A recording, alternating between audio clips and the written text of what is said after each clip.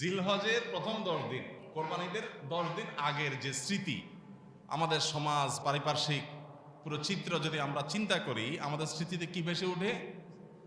গরু ছাগল, ঠিক না? আর কোনো আমল কি ভেসে ওঠে? কোনো আমল ভেসে ওঠে না। ইবাদতের একটা মৌসুম রমজান মাস, আলহামদুলিল্লাহ কম বেশি কিছু আমলের কথা আমাদের সে মাসের কথা চিন্তা করলে মাথায় আসে। বাট জিলহজের প্রথম দশক চিন্তা করলে গরু ছাগল ছাড়া আমাদের মাথায় আর কিছু আসে না। তার মানে হলো এই দশক যে ইবাদতের দশক, নেকামলের দশক, তার কোনো ছিটা ফোটা, তার কোনো চিত্র, তার কোনো প্রভাব আমাদের সমাজে দেখা যায় না। তাহলে ক্রাইসিসটা কি আমরা ধরতে পেরেছি? যে শয়তান আমাদেরকে ইবাদতের একটা মৌসুম থেকে দূরে সরায় রাখছে। আমাদের সমাজে যেভাবে হোক এটা হারিয়ে গেছে, এটার আলোচনা নাই, পর্যালোচনা নাই, বিবেচনা নাই, চর্চা নাই, আমল নাই। তাহলে এখন আমাদের কর্তব্য হলো এই দশকের আমল এবং চর্চা সমাজে প্রতিষ্ঠা করতে হবে ইনশাআল্লাহ। আমি নিজে তো করবই, অন্যদেরকেও করাবো। কিভাবে করাবেন? বুদ্ধি আমি শিখে দিচ্ছি ইনশাআল্লাহ। খুব সিম্পল কিছু আইডিয়া আছে, যে আইডিয়াগুলো হয়তো হেল্পফুল হবে। আপনার কাছে আরো বেটার আইডিয়া থাকতে পারে, সেগুলো আপনি শেয়ার করতে পারেন অন্যদের মাঝে। জিলহজের প্রথম দশক উপলক্ষে অনেকগুলো করণীয় আছে, অনেকগুলো করণীয় আমল আছে।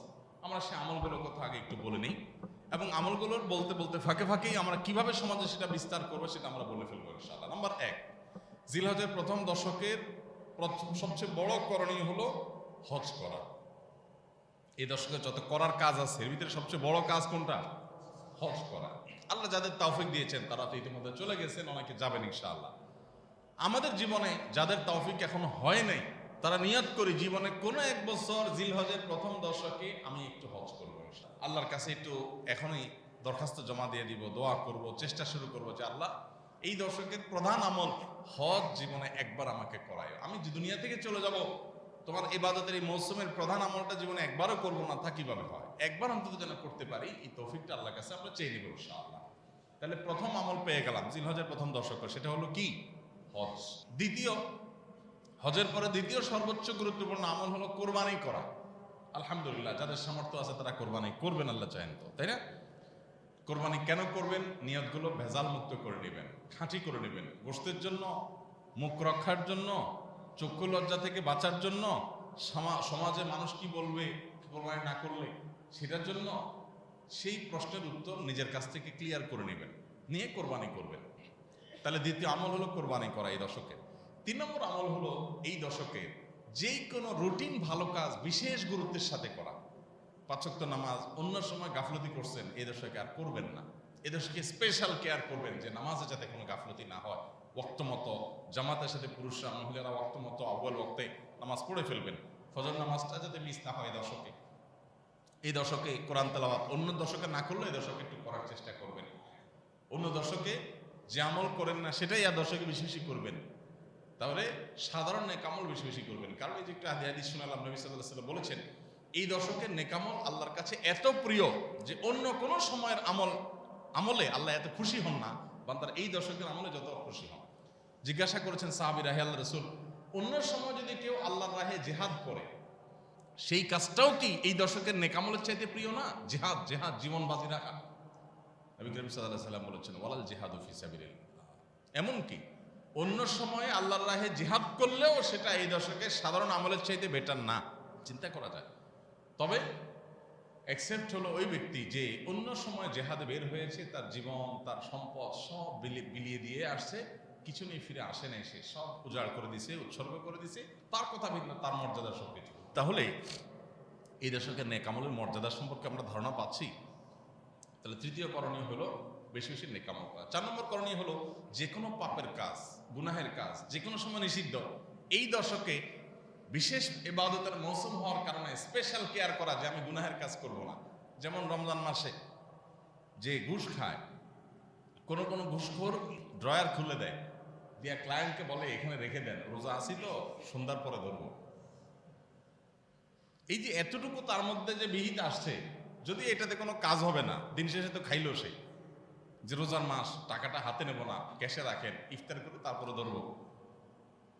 তো এই যে এতটুকু তার ভিতরে ধারণা তৈরি হয়েছে যে রোজা অবস্থা গুনাহ করলে বেশি অপরাধ হবে। তো এই জিলহজের প্রথম দশকে যে কোনো পাপের কাজ অন্য সময় তো করবোই না, এই দশকে স্পেশাল কেয়ার করব পাপের কাজ থেকে বেঁচে থাকার জন্য। 4 নম্বর আমল। 5 নম্বর আমল হলো বেশি বেশি জিকির করব, বেশি বেশি আল্লাহর স্মরণ করব, আল্লাহর কথা চিন্তা করব। কোরআন তেলাওয়াত করা উত্তম জিকির, সুবহানাল্লাহ, আলহামদুলিল্লাহ, আল্লাহু আকবার, সব ধরনের জিকির বেশি বেশি করা। কারণ আল্লাহ সুবহানাহু ওয়া তাআলা কোরআনে কারীমে বলেছেন যে ওয়াযকুরু ইসমাল্লাহ ফি আইয়ামিন মা'দুদা, নির্দিষ্ট দিনগুলোতে আল্লাহর বান্দারা আল্লাহর জিকির করে। এই নির্দিষ্ট দিন বলতে জিলহজের প্রথম দশকে বোঝানো হয়েছে। তাফসীর বিদগণ, মুফাসসিরিন ইকরাম সব তাফসীরগুলোতে প্রায় এই বিষয়ে কথা বলা আছে। তাহলে 4 নম্বর আমল গুনাহ থেকে বাঁচা, আর 5 নম্বর আমল হলো বেশি বেশি জিকির করা। 6 নম্বর আমল হলো এই দশকে যারা কোরবানি করবেন তারা চুল নখ ইত্যাদি এই 10 দিন কাটবেন না। অর্থাৎ জিলহজের চাঁদ ওঠার আগে চুল নখ, গোপ, অবাঞ্ছিত লোম এগুলো কাটাকাটি শেষ করে চাঁদ উঠছে আর কোরবানির আগ পর্যন্ত এটা করবেন না। কোরবানি হয়ে গেছে, চাঁদ উঠছে, এরপরে এটা করবেন। এই আমলটা শুধু কোরবানিকারী ব্যক্তির জন্য খাস কিনা, একটা হাদিস থেকে বোঝা যায় এটা কোরবানিকারীর জন্য আমল, কিন্তু অন্য আরেকটা হাদিস থেকেও দেখা যায় যিনি কোরবানি করবেন না তিনিও এই আমলটা করতে পারেন।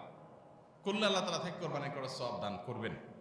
এবং শুধু সেটাই নয়, কোরবানি করেন বা না করেন, ছোট বাচ্চাদেরকে পর্যন্ত বিভিন্ন হাদিস থেকে আমরা পাই যে তাদেরকে উৎসাহ দেওয়া হয়েছে তারা যেন এই দশকে চুল নখ ইত্যাদি তাদেরকে মা বাপ না কাটে। এটা একটা আমল।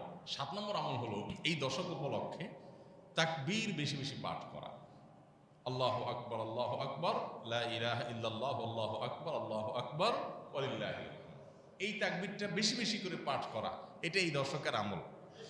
এই দশকের আমলকে পুনর্জীবন দেওয়ার জন্য এই পয়েন্টটাতে আমরা একটু কাজ করতে পারি। অর্থাৎ তাকবীরের ধ্বনিতে আমাদের পুরো পরিবেশটাকে মুখরিত করতে পারি।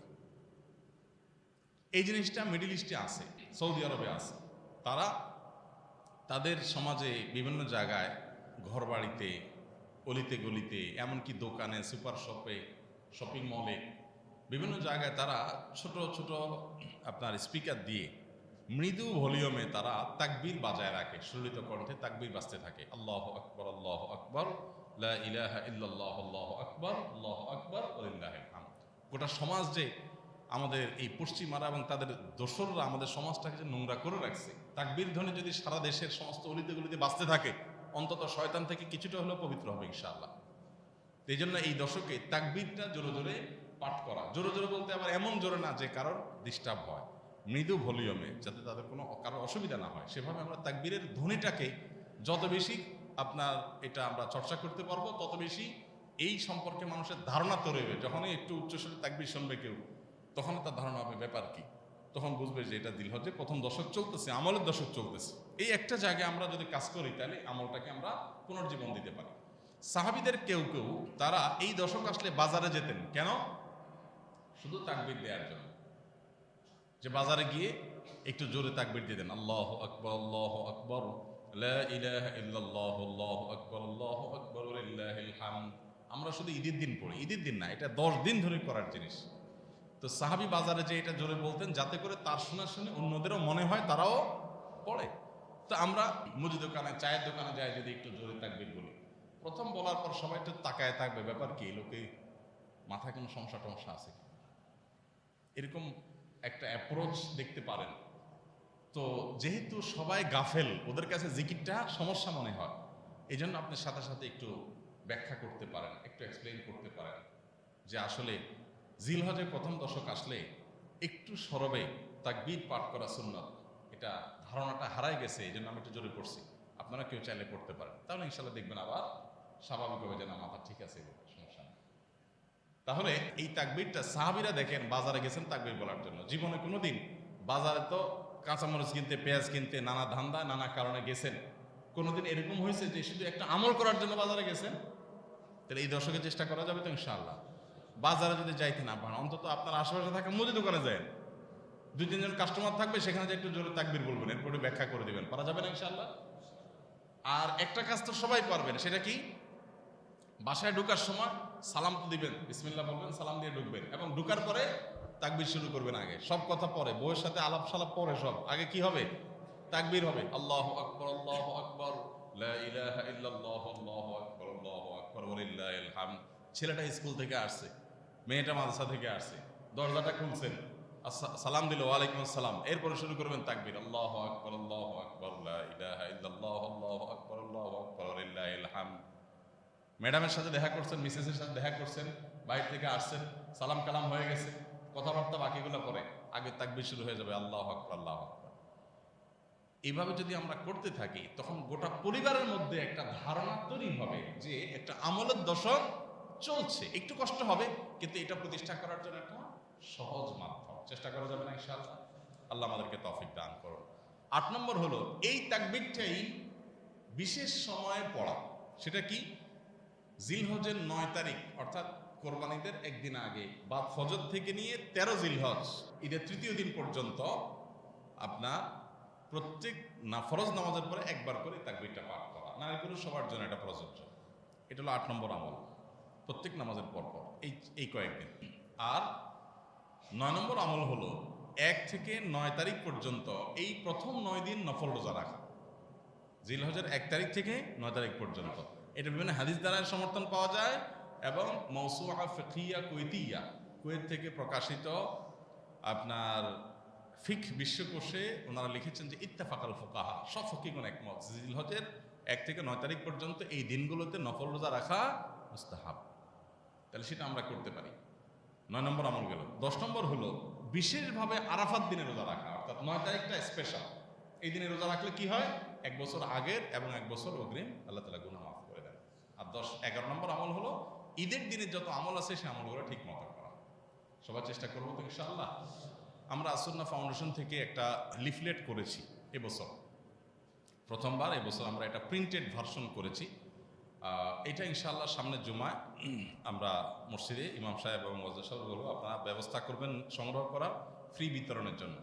এটা আপনারা কেউ চাইলে খরচ দিয়ে নিতে পারেন, আর খরচ ছাড়া ফ্রি চাইলেও কেউ আসুন্নাহ ফাউন্ডেশনে যোগাযোগ করে নিতে পারবেন।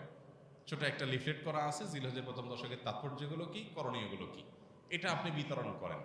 আপনি একজন আপনার সহকর্মীকে দেন, দোকানদারকে দেন, একজনকে দেন, দিয়ে বলেন যে এটা একটু ভালো করে পড়েন, পড়ে একটু আমল করেন। তাহলে আপনি যদি 100 জনকে দেন আর একজনও আমল করে, আলহামদুলিল্লাহ জিন্দা হয়ে গেল আমলটা। চেষ্টা করা যাবে তো ইনশাআল্লাহ?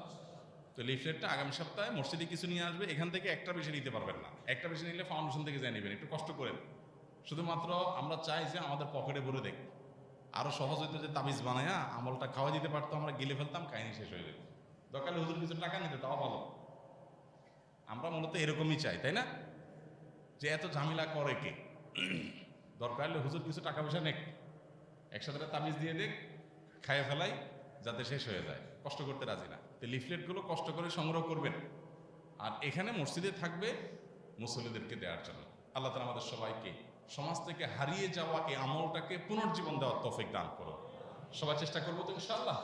জাযাকুমুল্লাহ খাইর, জাযাকুমুল্লাহ খাইর। খুব বেশি আলোচনা করব এবং অন্যদের মধ্যে ফেরি করব, উচ্চস্বরে তাকবীর দিতে থাকবো ইনশাআল্লাহ। আল্লাহ তাআলা আমাদের সবাইকে সে তৌফিক দান করুন। আসুন্নাহ ফাউন্ডেশন, উম্মার স্বার্থে সুন্নাহর সাথে।